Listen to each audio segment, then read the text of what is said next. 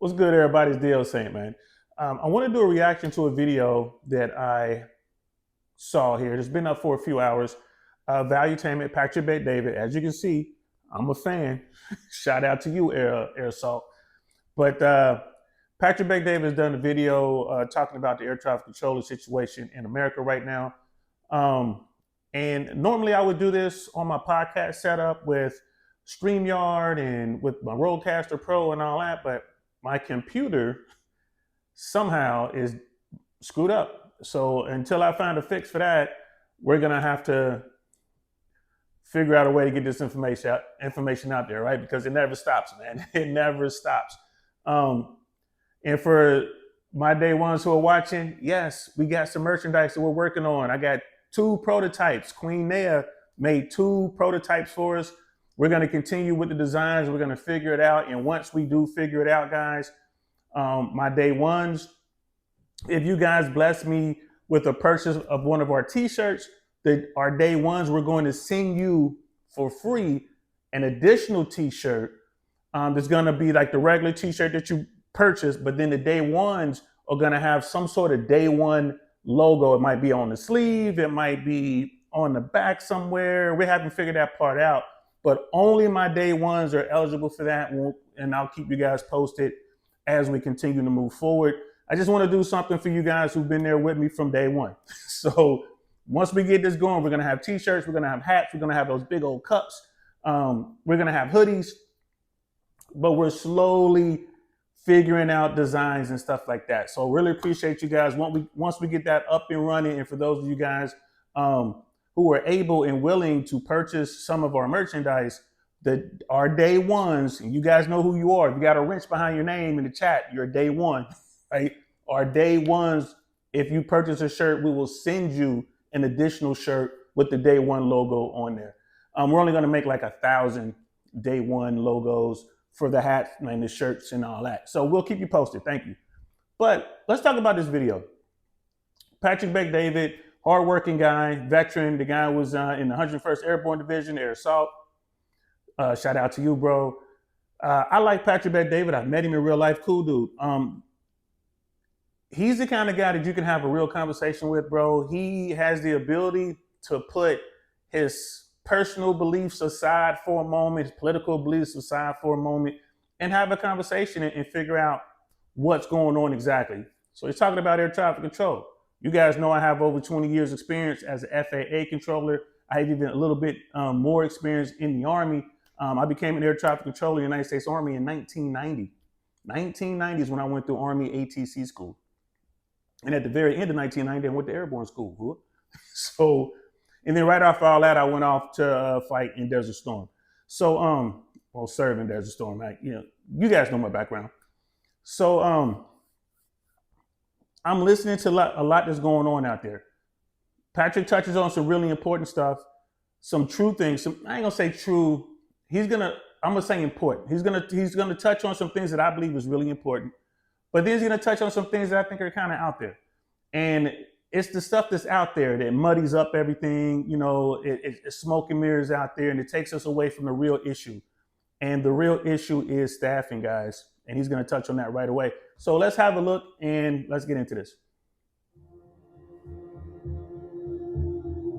I don't know about you, but I have a lot of questions when you see multiple deadly plane crashes the same weekend. A lot of people just in shock right now. They're taking this moment in. They really don't know how to feel. In the air less than a minute, 7 people killed. Oh, plane crashed. And then you see different stories. It's the EI, it's the pilot, it's intentional, it's this, it's that. The initiative is part of the FAA's diversity and inclusion hiring plan. I don't think so. I think it's just the opposite. But the most basic thing to look at that is a fact, according to data, less than 10% of the nation's airport terminal towers, they're communicating with the pilot. Airport terminal towers meet the staffing standards set by a working group that included the FAA and the Controllers Union. When you look at these numbers that we don't have the standards, and you're sitting there saying, well, there was communication, kept telling them, but the other person left early and wasn't at work. I just have a lot of questions, and we're going to take a deep dive into this topic here today. I think evaluated. And Pat is correct, 100% correct. It's staffing. Like I said earlier, it is staffing, guys. So they're talking about the towers and the percentage there. He goes out and he gets his data. He knows what he's talking about. But what he didn't mention the big facilities, the en route centers, the Tracons. These places are also short staffed. And those are the places that are hardest to staff. So there's definitely a staffing issue going on right now, and it has been going on for decades. You give it a thumbs up and subscribe to the channel. So let's take a look at like and multiple subscribe, deadly guys. plane crashes. One of them, American Airlines plane crash with a Black Hawk helicopter at Reagan Airport. This is on January 29th, 2025. American Eagle Flight 5342 with the Black Hawk helicopter that had 3 personnel on the Black Hawk. The plane had 60 individuals, passengers on it with 4 crew members, of which 28 members of the passengers were part of the figure skating community returning from a competition in Wichita.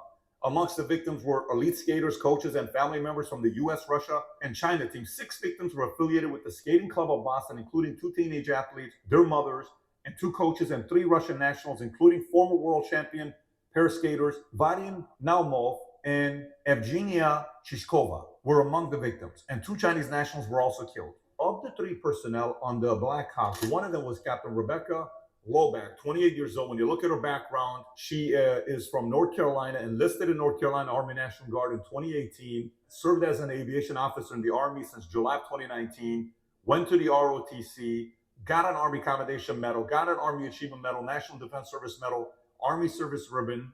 Her family described her as a bright star, and she served as a White House social aide during the Biden administration. That's the pilot. You're hearing the recording. The air traffic controller saying, go around, go down, go up, go. You're hearing the language. I need you to land immediately. Can you go to there? Can you go to... None of that happens. A lot of questions. So then you... So he's right, man. It's always tragic to hear about, these people, like you got these young kids, you got these young folks and older folks who lost their lives, and they lost their lives in this horrific accident. You hate to hear that. And I mean, it's terrible. It's just terrible. But when it comes to the air traffic part of all this, what really happened? Like if you go, I have videos on this, like what happened, and we have 3, 4, 5 videos on this already. We're going to do some more. There was enough responsibility to go around. And I break down the percentages of who's responsible and why in some of these videos, but just understand that there was a lot of blame to go around here. The air traffic control procedure in this particular case is where I really have a problem with their procedure. I just, man, it was just too tight in my opinion. But anyway, if you want more information on that, go check out one of the previous videos. But what Pat needs to understand is like, bro,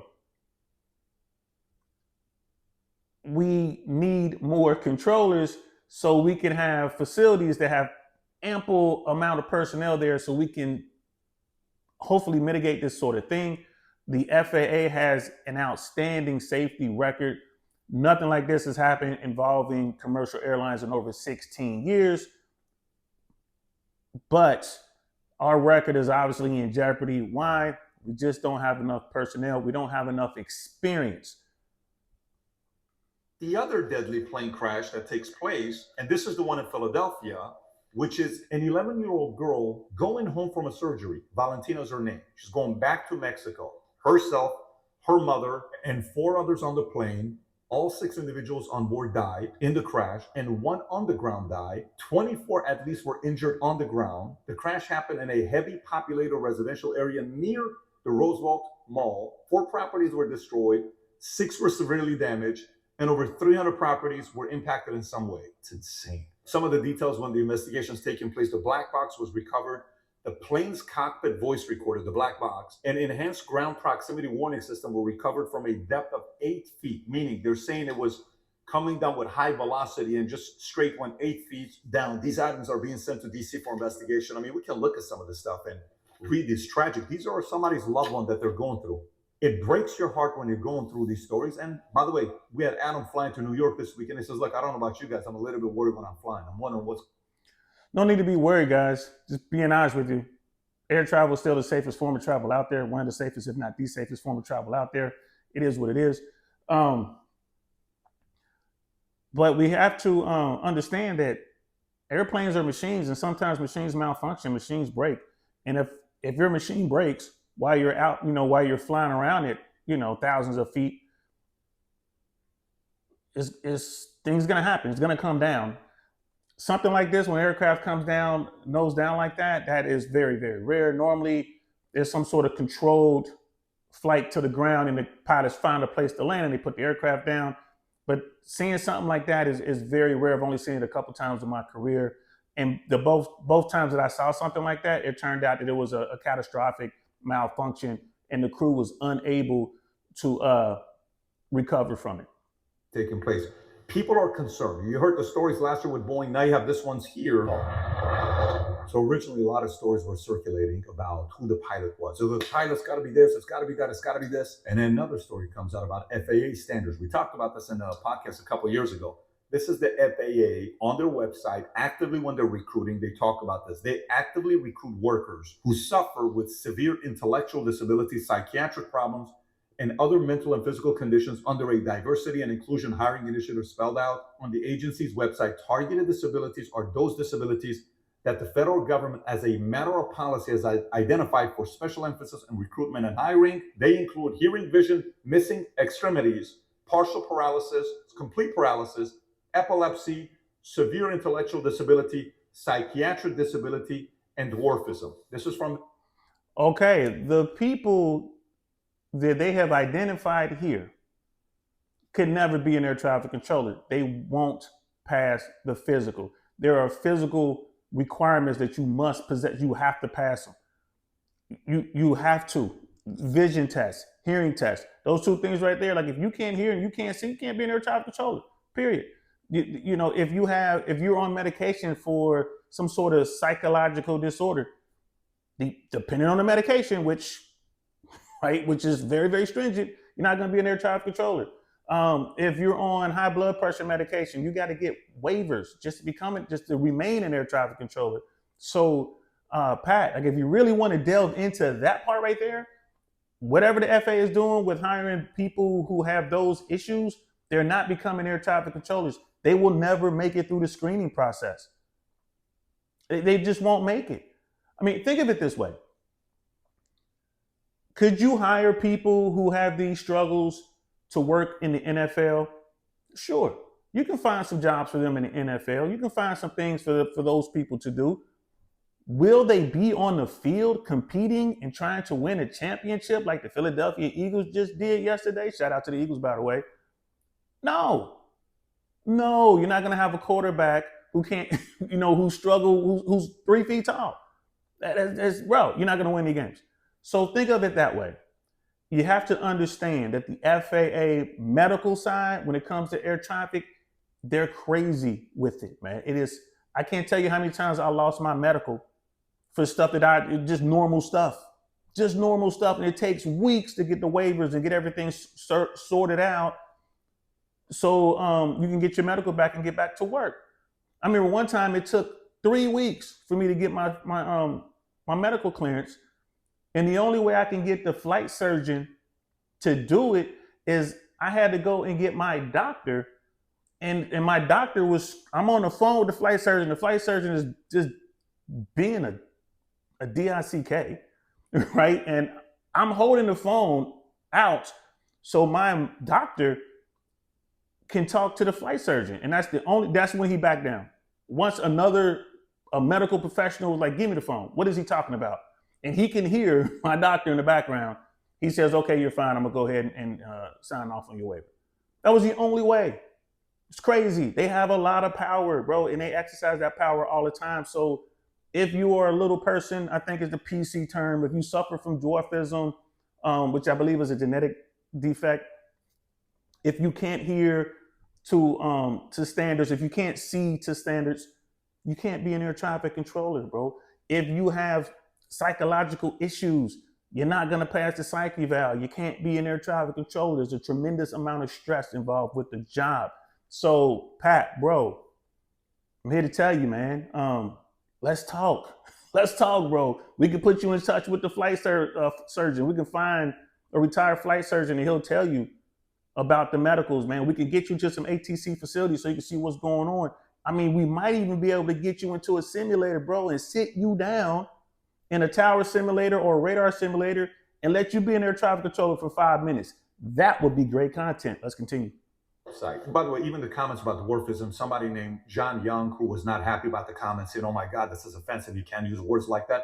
I'm outraged, and I'm also, worried about other people with other disabilities. That's on their website, so he should be disappointed with what the FAA puts on the website. Facts. Using the words and saying, "Hey, maybe they should get Believe it's a jobs." medical At term, the end guys. of the day, I'm 6'4", 6'5". You know what I'm probably never going to be? You're probably never going to see a 6'5" jockey at Kentucky Derby. Why do you think? You think the horse that wins the Kentucky Derby, they're going to be like, moving forward for the Kentucky Derby, we need to hire some, jockeys that are 250 pounds and 6'7". It's not fair that all these guys are 4'8", 4'9", 4'10". We should have some big guys. What are you talking about? It's whoever helps the horse win is the one that's going to be the jockey. This is the part that this is messy and this has got to get cleaned up. Some stories on Snopes are saying, well, this was in place since 2013 on these types of guidelines. Well, even if 2013, that would be under Obama. So this is bad policies that are coming. Regardless of it all, I'm interested in FAA's policies. Hiring people like this makes no sense. Just to say, why are we hiring folks like this?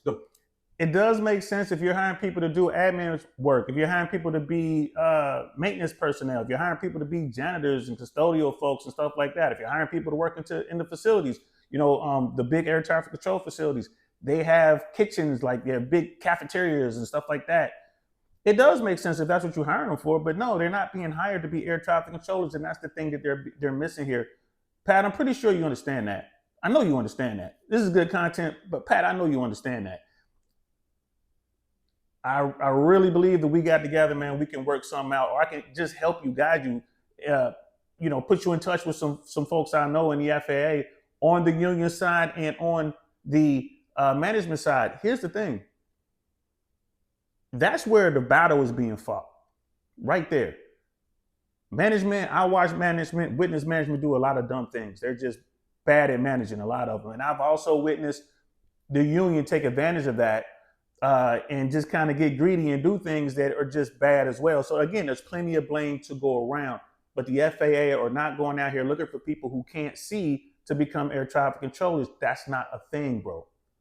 About that 90% of nation's airport terminal towers don't meet the standards is concerning. When you look at it, it says only about 2% of towers meet the 2024 staffing targets for fully trained air traffic controllers. 2%, that's 1 out of 50 towers. That's true. But including controllers still in training, only about 8% of towers meet the targets. None of nation's air route traffic controller centers, this is places with high altitude in route traffic, have enough fully trained controllers to meet the target. Staffing shortfalls, the working group's target for controllers nationwide is about 14,600.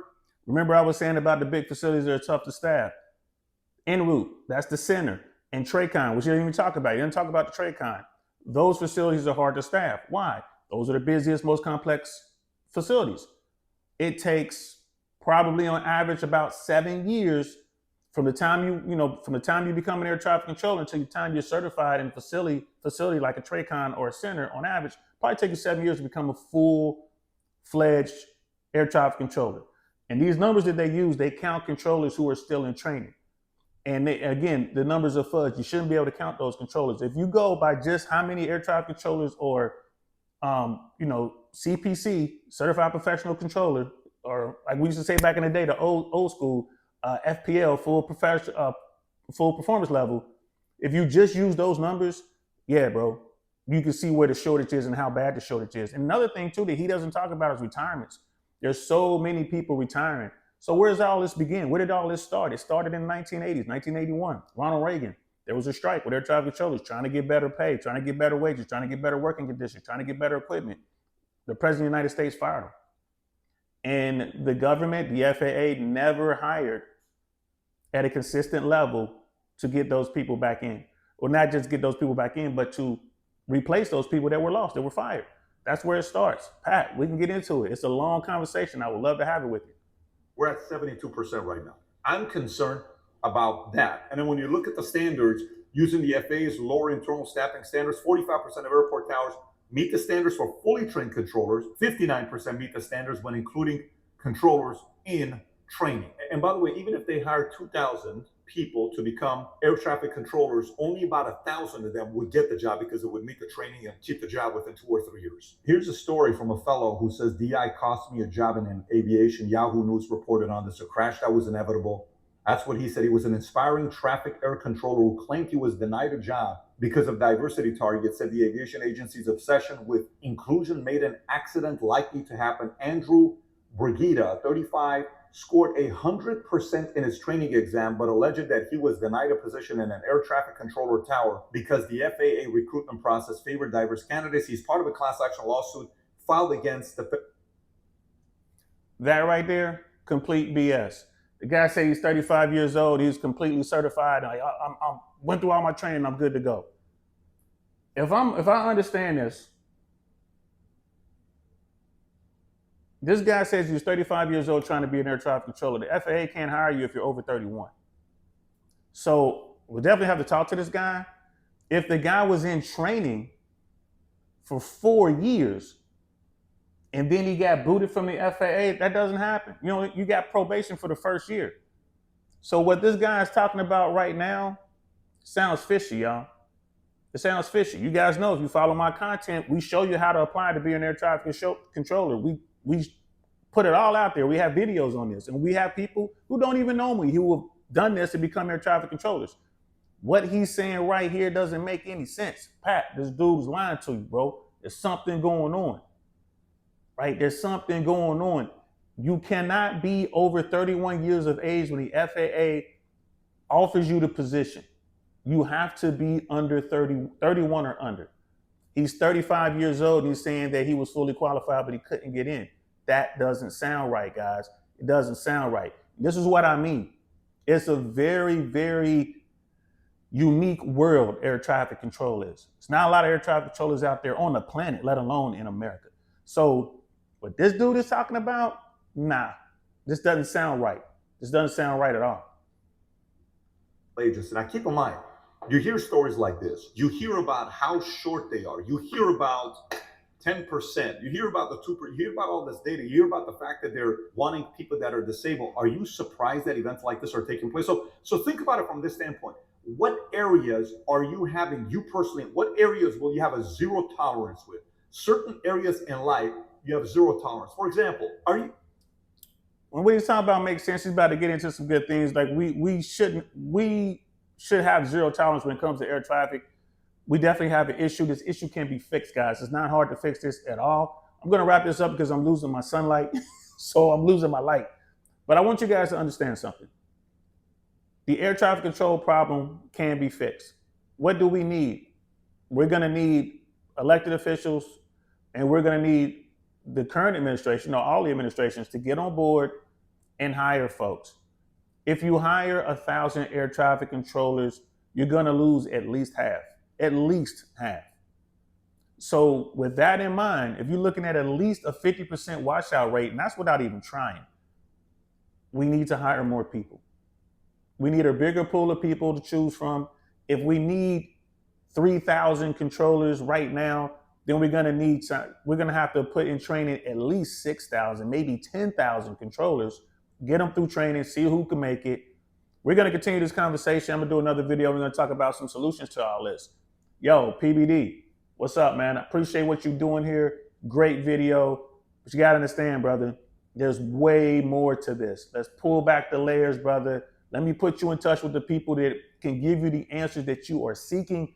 And then let's get you in to the ATC world so you can meet some of these controllers who are out here working themselves to the bone right now. They are working themselves insanely hard. So let's talk about it, bro. Shout out to PBD Valuetainment, man. Shout out to everybody over there. My man Vinny Oshana. You guys also, I'm an air traffic controller, but I'm also a stand-up comedian. I met Vinny in LA when I was out there doing my comedy thing, man. I've known Vinny for years, man. Funny dude. If you get a chance to watch him on stage, make sure you go check him out. That's Vincent Oshana. Catch him over there, Valuetainment Comedy. I'm DL Saint. This is That Really Want to Know podcast. I'm going to talk to y'all later. Peace.